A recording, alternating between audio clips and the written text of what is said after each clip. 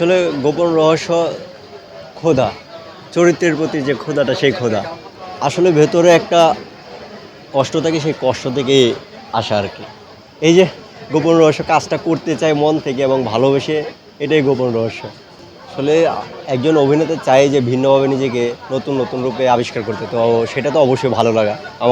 আমারও খুব ভালো লাগছে, খুবই মজার ছিল প্রথম কাজ দাদার সাথে। আমি খুবই মানে সঞ্জয় দত্ত খুবই চমৎকার মানুষ, মানে এক কথায় অসাধারণ। আ- আমার কাছে খুবই ভালো লাগছে, আমি খুবই এনজয় করছি কাজটা করতে গিয়ে। যেমন আমি যদি এনজয় না করতে পারতাম, তাহলে আমার এই চরিত্রটা আপনারা দেখতে পেতেন না।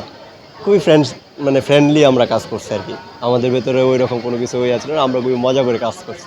এই যে আমরা হাসতে হাসতে প্রায় 30 মিনিট পর আবার টেকে গেছি, এই যখন আমি শুরু করছি। হ্যাঁ, হ্যাঁ, কি কি কথাবার্তা হচ্ছিল আসলে? এ হাসতে হাসতে শেষ, আমি কি করতেছি এই সেই আমার এক্সপ্রেশন দেখে সবাই হাসতে হাসতে শেষ। আর তখন রাত 4টা বাজে। 4টার সময় শুটিং হয়েছে, কোথায় ছিল এই শুটিংটা আসলে? শুটিং ছিল গাজীপুর। খুবই ভালো মানুষ এবং খুবই ভালো, মানে আমাকে সাপোর্ট করেছেন নিশু ভাই।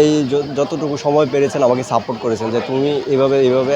আর আমাকে কখনো বুঝতে দেয় নাই যে আমি কিন্তু তোমার সাথে এই না, আমাকে খুবই নিয়ে খেলছেন অভিনয় করার জন্য, আমাকে সেই সুযোগটা দিচ্ছেন। আসলে এটা খুবই ভালো লাগার।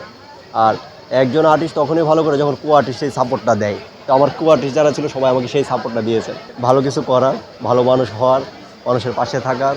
হয়তোবা খুবই শীঘ্রই দেখা যাবে আবার, বা সময় লাগতে পারে কিছু। কথাবার্তা চলছে, কথা হচ্ছে। যদি সব কিছু মিলে করব, না হয় করব না, আর একটু সময় নিব। এই আসলে ভালো সিনেমা আসলেই দেখি, যখন নতুন নতুন সিনেমা আসে তখনই দেখার চেষ্টা করি। কারণ আমরা তো একটা কাজে ব্যস্ত থাকার কারণে হয়তো সব দেখা হয়ে ওঠে না আর কি। এই দেখবো তুফান আসতেছে বা অন্য অন্য যে সিনেমাগুলো আসতে চেষ্টা আছে সবগুলো দেখা।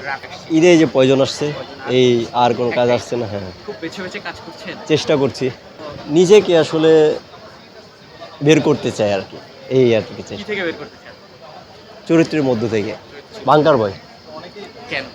কারণ এটা আমার প্রথম কাজ এবং প্রথম অনুভূতি, যেটা আমাকে পরিচয় দিয়েছে অভিনেতা হিসাবে। মানে সবার মধ্যে বা ভিন্নভাবে একটা তৈরি করে দিয়েছেন, সেটা আমার বাংকার বয়। এই জন্যই এটা পুরোটাই কঠিন, কারণ একজন অভিনেতা বা একজন শিল্পীকে বেঁচে থাকা সব কিছু মিলে অনেক কঠিন, অনেক কিছু নিয়ে তাদেরকে বাঁচতে হয়।